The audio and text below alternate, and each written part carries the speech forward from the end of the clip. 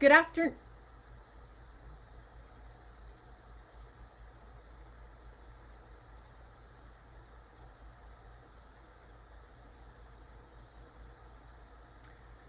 Good afternoon and welcome to National Voter Registration Day, September 22nd. Today's Facebook Live is brought to you by the League of Women Voters of Stanislaus County, Modesto Junior College, both the Library and Learning Center and the Civic Engagement Project, and by the Stanislaus County Library. My name is Amy Wolf, and I am a volunteer member of the League of Women Voters of Stanislaus County. And I am excited to spend time today sharing with all of you about what you need to know to become a registered voter. It's also an opportunity for me to share with you what you need to look at if you want to confirm that you're a registered voter, as well as answer any questions that you might have about voting this upcoming election. I also want to take the opportunity to touch on how you can volunteer if that's something that you're interested in doing, as well as share with you the ballot drop-off locations in Stanislaus County. So as with any Facebook Live, I want to encourage all of you, please use the comments section. Send us a comment to let us know whether or not you have a question, or if there's anything in general you just want to make sure we cover off as part of today's Facebook Live. So first, let's jump in with registering to vote online. I was very fortunate that I had someone volunteer who needed to register to vote. She'd recently moved, and so she let me walk her through the process so we'd be able to share with you today all of the steps and what it actually looks like when you register to vote online. It's important to share that the reason we did this in advance is this process does require specific personal information. And obviously we didn't want to share her personal information with all of Facebook. And so this gave me the opportunity to be sure I understood how this process worked. And now in turn, I can share that with you. So first and foremost, if you want to register online, you're going to go to the Secretary of State's website. It's at the top of the screen, www.sos.ca.gov/elections/voter-registration. And actually, if you go to any of the websites like stanvote.com and some of the other locations that talk to you about how you can get plugged in voting online, this is where they're all going to redirect you to. So this is the screen where you're going to land. And the button that you need to push is the first button at the top, Register to Vote Now. When you get into Register to Vote Now, you've got a couple of choices. Obviously, if you want to go ahead and register a vote immediately, if you're someone who's aged 16 or 17 and you want to pre-register to vote to make sure you're good to go and all set for that next eligible election, you could do that. Or you can check your voter registration status, which we're going to do a little bit later on in today's Facebook Live. But to start, I want you to click on that Register to Vote Now button. And we're going to walk through now what the actual voter registration application looks like. So first of all, ahead of time, you need to make sure that you've got your driver's license or state identification card information, that you've got your social security number, the last 4 digits of your social security number, and that you're ready to go with your physical mailing address, as well as some other personal contact details. So first, you're going to start by selecting that you are one of the following, which are how you are eligible to register to vote, that you are a citizen and resident of California, or any of these other options that exist that make you an individual who's eligible to vote. So in the case of the young lady who assisted me, she is a citizen and a resident of California. So we start with clicking that first button, and then click the next at the bottom and takes us to the next screen. They do a double check around qualifications. So yes, you have to in fact check the box again that says in this case that you're a citizen or resident of California. We fiddled around with the system a little bit, and if you checked any of the other options, when you move on to this next screen, those are the options that would appear at the top of this page in step 2. And so you're still checking that box and moving on, noting that you're either already 18 years of age or older, or that you're doing this as pre-registration. And in the case of the young lady that helped me, this was someone who's over the age of 18. And so we checked that box. You'll notice that there are some things under personal information that have a star. Anything that has a red star next to it indicates information that you have to provide them. If there isn't a red star next to it, it's optional. You're going to see there's some black boxes that are going to appear on the screen. I have blacked out her personal information and her personal details, obviously to protect her privacy, but this does give you guys an idea of what information you're going to be providing. So in this case, you need to give your legal first name and your legal last name as they appear on your state driver's license or state identification card. If you choose to give them a prefix, such as Miss, Mrs., Mr., Doctor, you can choose to give them your middle name, and you can also choose to provide a suffix. If you're someone who's the second or a junior or a senior, those are optional pieces of information, but you are required to provide your legal first name and your legal last name as it appears on the identification. Next, you may choose to provide an email address and a telephone number. Again, these pieces of information aren't required. What we did discover, though, later in the process is that the email address does allow you to have the receipt of registration emailed to you, which can come in handy. Because if ever there's a concern, for instance, you don't receive your ballot in the mail, you'd be able to take that certification, that voter certification, down to a polling place and request a ballot in person. So you definitely want to make sure at the end of this process that you either print out your receipt or consider providing an email address at this step, because your receipt would then be emailed to you. Again, phone numbers, if you make it available, are posted at polling places on election day. It is public record information as of the polling place on election day. And so if you don't want that information posted, then you need to keep that in the back of your mind relative to knowing that it would be shared with others at the polling location. And that's regardless of if you go to the polling location or not. That information is going to be there, period. You do have to provide your date of birth. You get a drop-down menu for the month, you get a drop-down menu for the day, and then you manually type in the 4 digits of the year. And that is required information. Again, in order to register to vote, you have to be 18 years of age or older, or if you're participating in pre-registration, you can be 16 or 17 years of age. So the information that you put here is going to be validated. Your place of birth is not required information, but the person that helped me did opt to provide this information. She was born in the state of California. Identification. This is legally required, and what they're doing is now they're cross-referencing your first and last name as well as your date of birth against the identification that you provide. So in this instance, you're providing a California driver's license or your California identification card number. You do, if you don't have a driver's license or a state identification card, you would check the box, and there's an additional process that you would have to navigate that would be used to validate your identity as well as your date of birth and your name. You do need to provide the last 4 digits of your social security number. You don't have to provide the entire social security number, just the last 4 digits. If you don't have a social security number, you would check that box. And again, there's additional steps that would need to be followed that would validate, again, your legal right to be a registered voter, as well as that you are who you say you are. Moving down in the form, ethnicity, race, language preference are both optional pieces of information. This individual did choose to provide that she qualifies as multiracial, and she does prefer to receive all of her election material in English. If you don't make a notation, this field is left blank, and your county registrar of voters will automatically send you information in English unless you note otherwise here. So if English isn't your native language, and or you just do better reading information in a different language, I definitely recommend filling this information out, even though it's not required. Next, in the voter registration, you're going to provide your home and mailing address. You have to provide a physical address, and for some of us, we have a mailing address that's a post office box that's different. So first and foremost, making sure that you notate that you have a street address. If you do not have a street address, there's some additional information that you would have to provide. In this instance, my willing participant provided her street address with the apartment number, city, state, and zip code. Her mailing address is her street address. So if you look on the lower left-hand corner, it says my mailing address is different from my home address. If you checked that box, then there would be the opportunity for you to put your mailing address in. So for many of us, that would be a business address or a PO box.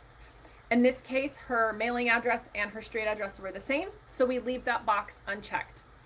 The young lady who helped me was someone who had been previously registered to vote. And so we checked the box that she was previously registered, and we went through the process of adding in her name and her previous home address. I'm not going to share that on the screen today because that's more information than what you need if you were starting from scratch. But just know that if you've been previously registered and you've moved, you have to register again, and you have to provide your previous registration information along with your new where you live street address information. Political party preference. In this case, the individual did choose to select her political party preference as the Democratic Party. There's a drop-down menu from which to pick from of all of the registered political parties in the state. If you do not want to choose a political party preference, you don't have to, but this is a required question to answer.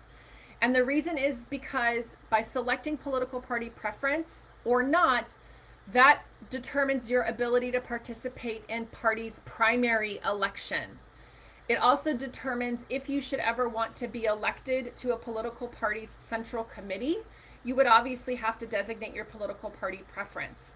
But to register to vote, you actually don't have to select a party. So just know that you do have to answer this question, but you get to select no party or none if you so choose. If at any point you want to go back in and change your political party affiliation, you're absolutely allowed to do that. You just go through this process again. This is also a process that you can complete at the DMV. You can get the form in hard copy from your county registrar of voters office, but I think for many of us anymore, doing this online is super easy and probably the fastest way to get from point A to point B, okay? So just know that you may choose a political party right now or choose no party at all, but you are always allowed to change your mind down the road. Next, you need to answer questions about whether or not you want to be a permanent vote-by-mail voter. And again, these are mandatory questions for you to answer, which you can tell by the little red asterisk, the little red star at the end of the question. So number one, you need to decide if you want to get your ballot by mail before every single election, yes or no. Just know that for this upcoming election, this upcoming presidential election on November 3rd, all registered voters in California will receive a ballot in the mail. And this determination was made by our governor back in May, along with our Secretary of State. And this ensures that everyone has an option that makes them feel the most comfortable relative to navigating voting in person in the middle of a pandemic. So that is a unique circumstance to this election. Every single person will receive their ballot by mail, and you have a responsibility to sign that ballot and make sure you get that ballot in the mail in sufficient time, or you can take that ballot to a drop-off location, or you can take that ballot to your local polling place. And I'll talk about that a little bit more when I share where our ballot drop-off locations are going to be in Stanislaus County. But just know for future elections, presuming that things get better relative to the pandemic, as we all hope and pray that they will, getting your ballot by mail isn't an automatic unless you check this box yes. So check this box yes, and you will then receive your ballot by mail in every single election. As with your ballot, as with your party affiliation, you can always go and change this, and you accomplish that process again by re-registering to vote. Next is the State Voter Information Guide. So if you're new to voting, prior to each election, the Secretary of State's office mails a state voter guide that has in it the details of all of the propositions, the statewide propositions that will appear on that ballot, along with information about statewide and, in this case, federal level candidates, meaning our president as an example. So if you want to receive that material in the mail prior to the election, you would check this box yes or no. And remember, you had a question a couple of screens back about what your preferred language is. So again, the default will always be English, even though that's not a required question to answer. It's why I encourage you to answer it if you would prefer a language other than English, because then when you get to this mandatory question, this will then dictate, if you say yes, that the information you get in the mail will come in the language that you selected. If you selected no language, it will come in English. You also will receive a county voter information guide, which comes from our county registrar of voters. You also need to decide whether or not you want to receive the county voter registration guide in the mail. And this would have on it county and local level candidates, as well as local ballot propositions specific to our county. So for instance, a couple years ago, we voted on continuing our library sales tax initiative, which was approved. Details about that library sales tax initiative were in the county voter information guide. And so part of this process of ensuring that you are an informed voter is using these information guides. Just because they don't come in the mail, though, you can access this information online. So if you don't want to get stuff in the mail because for you that's more paper being wasted, or it's just not a resource that you would use in hard copy, you can absolutely access both the county voter information guide as well as the state voter information guide online. The state guide will be on the Secretary of State's website, and our county guide will be on StandVote, which we're going to look at here in just a couple of minutes. Voter registration asks if you're interested in being a volunteer on Election Day, and this information will be provided to your county registrar of voters. This individual who helped me, she's super fired up and wants to be involved. She was a poll worker in the last election and wants to volunteer to be a poll worker again. So we checked that box. She speaks English and is comfortable with providing support in English. So that's the box we checked as well. There's also the question of, are you an individual who could provide a polling place on Election Day? I can remember the first time that I voted when I was 18. The polling place in my neighborhood was someone's garage. And so individuals as well as businesses, civic organizations, it takes the whole community to help voting happen. And one of the ways that the registrar of voters helps polling places come to fruition and make that real is when people are willing to volunteer their home or their business or work with maybe a church or another civic organization to make a space available. So if you're someone who could help make that happen, either because you own the business or you've got a relationship with that faith-based group or with that civic organization, you could check this box. Just know by checking this box, you are not committed to this for every single election, nor does it automatically mean it would be happening. It's a starting off point for the county registrar of voters office to contact you and find out more information about what you might be able to do to support voters with a polling place on Election Day. Accessibility. You would check this box if you needed to receive voting materials in an accessible format. So this would be the instance of if you needed to receive materials because you have vision impairment, perhaps you have hearing impairment, or any other level of impairment that would require additional assistance. My recommendation is always, if you are someone who needs some additional help, check this box, because the county registrar of voters has the resources to assist you, and that's what they're there for. We pay our taxes for these folks to help us and encourage us and ensure that all of us exercise our right to vote. And so if you have any doubt in your mind that you might need help with voting, please check this box and let them reach out to you and provide you with as much assistance as possible.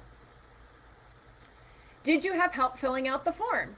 Well, in this case, because we are both women who are honest and trustworthy, we absolutely acknowledge that I helped her complete the form, because the way we set this up is we did a little Zoom with some screen share and I filled it out in real time and she provided me the information. So my name was included along with my address and my phone number.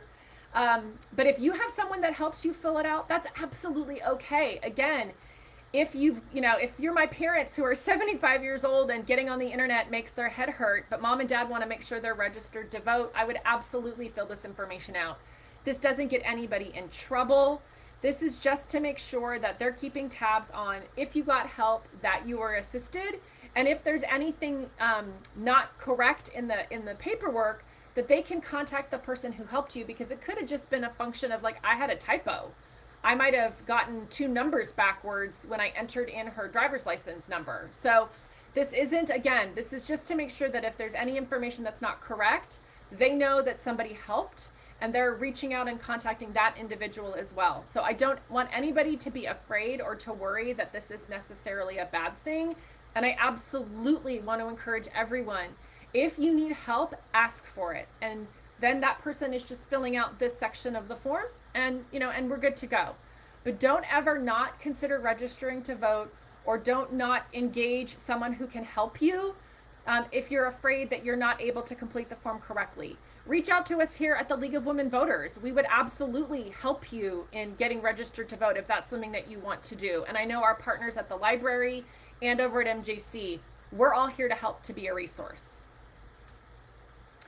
Consent to use signatures. So since this has happened online, this is why it also ties back to your driver's license or your state identification card, because what's going to happen is the DMV is going to provide a copy of your signature from your driver's license or your state identification card to the county registrar of voters.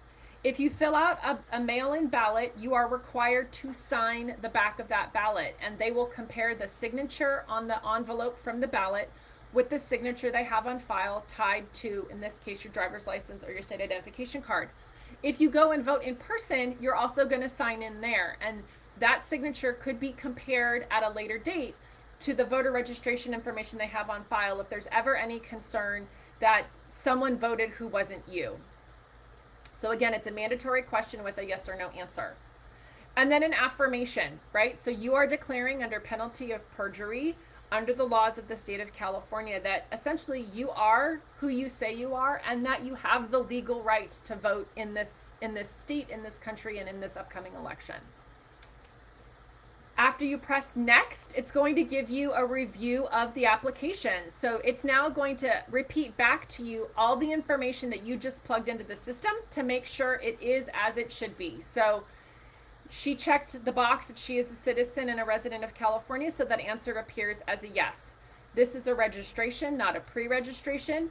It spit back her first name and her last name. It gave us back the email address and phone number that were entered. It gave us back her date of birth, her place of birth. It showed that driver's license number and the last four of her social security card that we inputted. Again, she answered the ethnicity, racial question and her language preference, so those answers appear there. Shows us again that home and mailing address, so this is her home address. As I said, she was previously registered, so it gave us back her previous registration information, that she had been previously registered as a Democrat, that she's choosing to register again as a Democrat, that she is selecting to vote by mail. So if she had checked the no box, this would say no here at the top, right? So again, this is just repeating back to you, confirming that all the answers are as you want them to be. She does want to get her state voter guide in the mail. She does want to get her county voter guide in the mail, and that she's offering to be a volunteer on election day, speaking the English language and no other languages. She doesn't have a need for additional assistance relative to voting. I helped her fill out this form, so it's got my name and my phone number and address. She does give consent for them to access her signature. And then last but not least, yes, that she does declare under penalty of perjury that she is eligible to vote, and all of those statements are true. If going through that process, you saw anything that wasn't the way you want it to be, you would hit the edit button, and it would take you all the way back to the beginning of the application. And you would go through the application again, make whatever changes you needed to make in the process that brings you back to this point.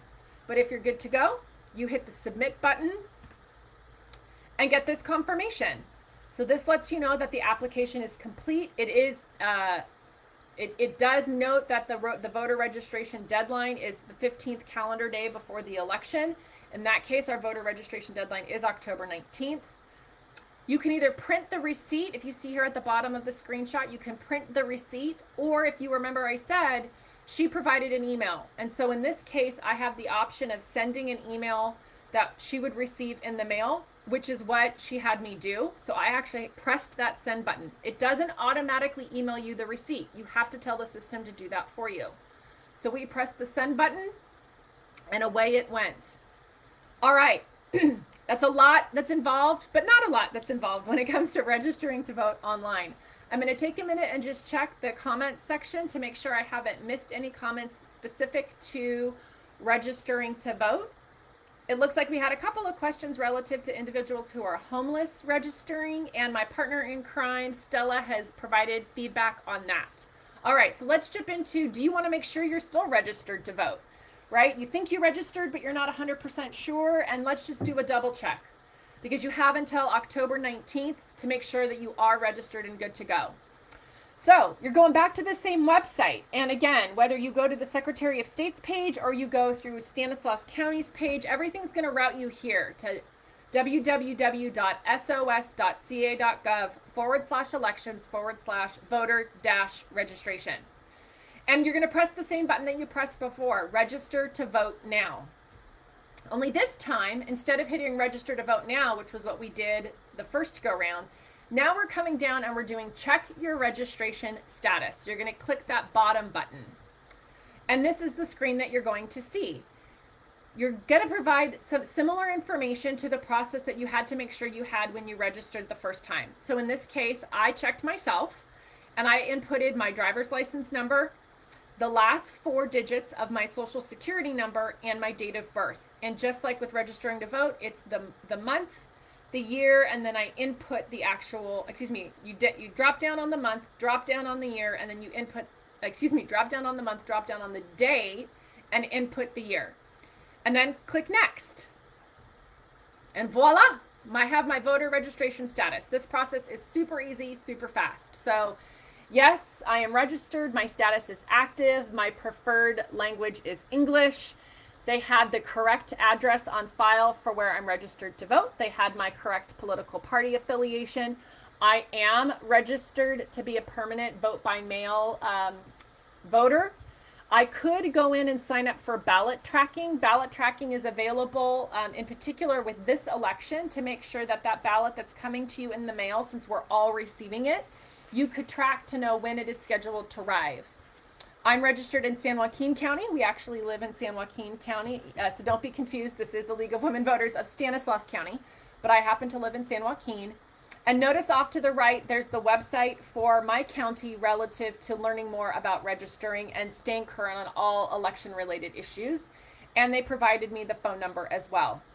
So double checking to make sure that you're registered is a very easy, simple process. Again, you need your driver's license number, the last 4 of your social security number, and your date of birth. And I highly recommend, if it's been a while since you voted or you don't remember seeing any of those voter guides in the mail recently, just log on and give this a quick check, because if you're not, it's super easy to come back down and see at the bottom of the page, to change your voter information, please re-register to vote. So remember how I talked about if you wanted to change your political party affiliation, if you aren't registered as a permanent vote by mail voter and now you want to be, you need to re-register. Or if for whatever reason this system pops up and you're not in there, that same link will appear and you need to then go in and click on it and get yourself registered. And you'll go through the process that I walked you through previously. So if you're not sure, do the double check. If you want to change anything, go through that re-registration process. And remember, you have just under a month to make sure you're buttoned up and good to go. October 19th is the last day to register to vote in California. All right, shifting gears. So leading up to today's Facebook Live, we had a couple of really thoughtful questions on our Facebook page. So thank you to those folks who provided us with those questions. 2 of the questions that we received were, number 1, where do we drop off our ballot, which is a fantastic question. And the other question had to do with volunteering during this election.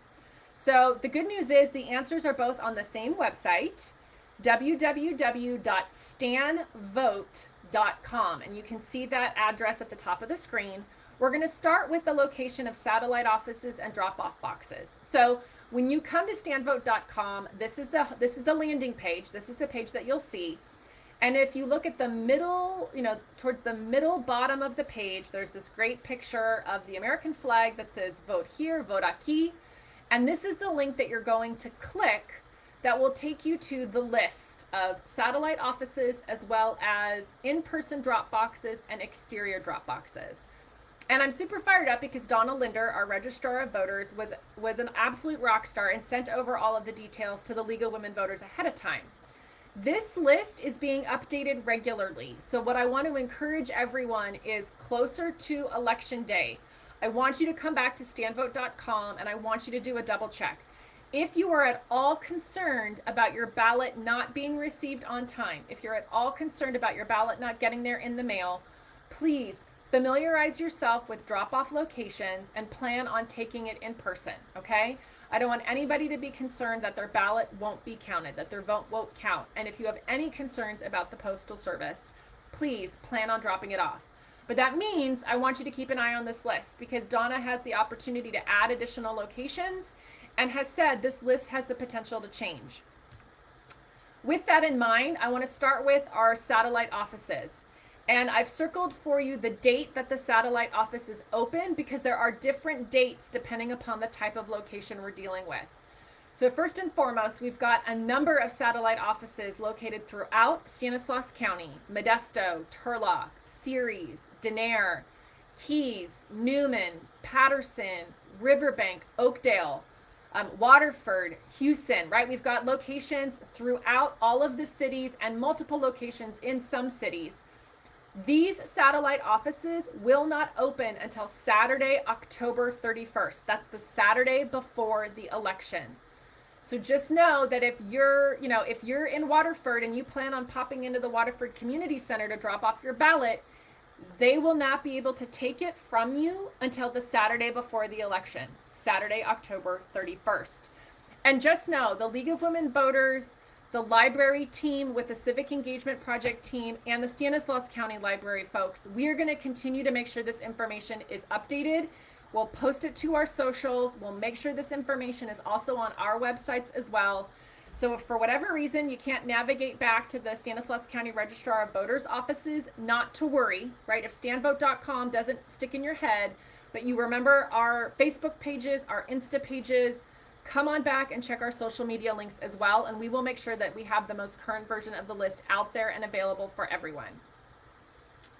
In addition to satellite offices, we're also going to have indoor drop boxes, outdoor drop boxes, and curbside drop off. What's critical, again, everyone, is to note the opening days, okay? So indoor drop boxes, again, in Modesto, Oakdale, Patterson, Riverbank, Turlock, and Waterford. Indoor drop boxes open Monday, October 5th. Again, Monday, October 5th. The same with the outdoor drop boxes. And there's an outdoor drop box in Modesto at the registrar's office. And Birchall Nursery in Oakdale is also going to have an outdoor drop box. Those drop boxes are all open October 5th, roughly 1 month before the election.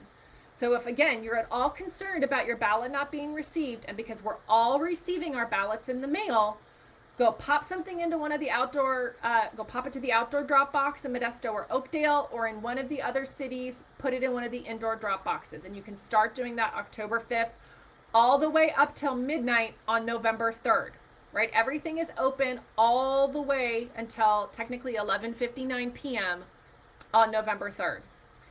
Lastly, there will be curbside drop-off, which is, we've got some great volunteers. Remember, if you say you're interested in volunteering, like the gal who I registered to vote, there's folks that are also going to be facilitating curbside drop-off, which is a hybrid of these two things. That will happen the day before the election. So starting on Monday, November 2nd, in Modesto, Oakdale, and Turlock, you can, guys, this is just like going through a drive-through window to pick up food, okay? I want to make sure that you know that you've got the opportunity to drop things off in a number of different capacities, both in person as well as, again, doing that drive-through option. But be mindful of the dates and make sure that you've got, you've got things clear in your head. And like I said, if you're worried at all, just come back and check in with social media, either with the League of Women Voters of Stanislaus County, the Modesto Junior College Library and Literacy Center, or the Stanislaus County Library. We're going to keep all of these details up to date for you. And then last but certainly not least, we've got an interest from someone noting for us ahead of time that they wanted to know about volunteering in this election, which I get super fired up about. So again, you're going to go back to stanvote.com, and actually right above the link that I had taken you to learn about satellite offices and drop boxes, there's an opportunity for you to learn about election volunteers. So if you click the link on stanvote.com for election volunteers, this is where it's going to take you. So we've got a couple of different options. You can look at early voting locations. The early voting locations is a different section. So this is one of those portions of the website where you click on something and it just pushes you further down onto the website. So early voting locations doesn't apply, but if you scroll a little bit further, you get volunteer at in-person early voting locations. And it shares what the duties include and the qualifications that you must meet in order to volunteer at an in-person early voting location. At the very bottom of the screen, you can see a little blue hyperlink that says Elections Volunteer Application Form. If you want to volunteer, you do have to click on this link and grab the form and complete it and submit it to the Registrar of Voters office. And this is, again, them making sure that you're over the age of 18, that you're a U.S. citizen and registered to vote or a legal permanent resident of the U.S., and that you have the ability to read and write English. Also, that you're available on early voting days as well as on election day.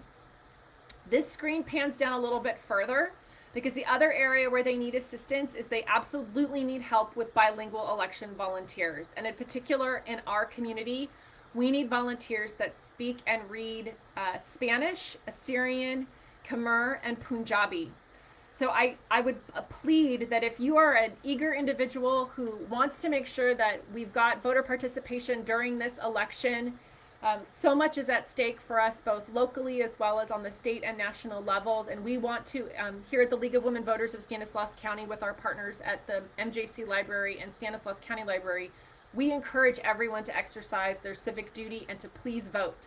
But for some of us, that means we might need some assistance from a language perspective. So if you have the time and you have the language capacity, I really want to encourage you to please consider becoming an election volunteer and sharing that expertise. Again, clicking on the link to the elections volunteer application form and then making a notation of those language capacities that you have. So what other questions do we have? I know, again, my partner in crime, Stella, has been great at making sure we stay on top of some of the questions people have asked. We did have a question relative to how does an individual who is homeless registering to vote? And as Stella noted, the state's California Secretary of State has said the courts have ruled that a homeless person may register to vote at a location they state where they spend most of their time. In addition, that person must provide a description of the location that is clear for the elections official to establish that person's right to vote in the particular precinct. And this, of course, ensures that the election is accurate, but that the materials can be provided to this voter. So in these instances, a mailing address should be provided in order for the individual to receive the election materials, but it is not required. So I would definitely say if we have homeless individuals in our community who have access to some of our shelters, for instance, Gospel Mission or the Salvation Army, that they definitely could use those as points of reference, but they could also use cross streets in an area where they tend to congregate with regularity. That would mean that if there was ever an issue or a question about voter registration, that they could go to that general area and find the individual. But that's a great question to ask. The other question that was asked was our ability to provide these resources and this information in Spanish. Rosie, I love that question, and it's definitely something that the League of Women Voters and our partners with Modesto Junior College and Stanislaus County Library will definitely have a conversation about. There are options available to us in terms of providing this in English and having it simultaneously translated into Spanish, or finding a volunteer who can tackle what I did for you today, which was share this information in another language. But thank you for bringing that up, and it's definitely something we will talk about. I want to give those of you out there in Facebook land an opportunity that if anybody else has a question, please throw it in the chat and I will make sure I get it answered. In the meantime, please make sure that you know 2 critical dates. Number 1 is October 19th. That is 15 calendar days prior to the election, which in the state of California is the last day that you can register to vote. But seeing as how today is National Voter Registration Day, I'm hopeful everybody just doesn't delay and takes advantage of it and gets on today and takes care of that voter registration. And then, of course, the election itself. Election day is November 3rd. But your ballot will be coming to you very quickly, and your ability to begin turning in your ballot, as we noted a little bit earlier, will start on October 5th with resources that our county is providing. So if you have any concerns again at all about it being mailed, please, of course, take it to one of those drop-off locations, take it to your polling place the day of the election, or certainly head to that polling place the day of the election, obviously with social distancing protocol in mind. I do know social distancing and face coverings will be required at poll locations, so please keep that in the back of your mind if going to a polling location is what you opt to do. So it looks like we are in good shape relative to questions. With that, I want to finish by providing all of the websites for our various partnerships: the League of Women Voters of Stanislaus County, Modesto Junior College Library and Learning Center, the Modesto Junior College Civic Engagement Project, and Stanislaus County Library. And as always, please remember, democracy is not a spectator sport. Ladies and gentlemen, this election has a lot riding on it for all of us. And so I want to encourage you, vote, get your friends to vote, get your family to vote, and just make sure that we all have our voices heard and we take advantage of the right that has been afforded to us. With that, thanks so much for joining us today, and have a great rest of your Tuesday and National Voter Registration Day. Bye, everyone.